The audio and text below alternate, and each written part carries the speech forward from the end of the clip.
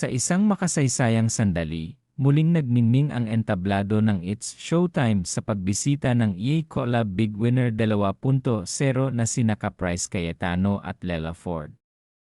Sa kanilang pagtapak sa studio, agad na sumalubong ang masigabong palakpakan at hiyawan mula sa madlang people, na lalong nagpaigting sa masayang atmosfera ng programa.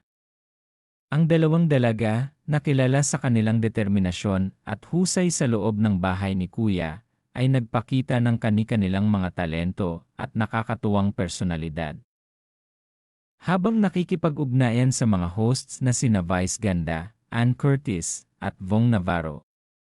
Hindi lamang ito isang simpleng pagbisita, kundi isang selebrasyon ng kanilang tagumpay at pasasalamat sa mga tagahanga na walang sawang sumuporta sa kanila mula simula hanggang dulo. Sa gitna ng tawanan at biruan, naging emosyonal din ang ilang bahagi ng kanilang guesting nang ibahagi ni Caprice at Lela ang kanilang mga karanasan at aral na natutunan mula sa Ipinakita nila ang tunay na diwa ng pagkakaibigan at pagtutulungan, na siyang naging susi sa kanilang pagkapanalo bilang E-Collab Big Winner. Ang kanilang enerhiya at positibong vibe ay nagbigay ng bagong sigla sa show, na nag-iwan ng inspirasyon sa mga manonood.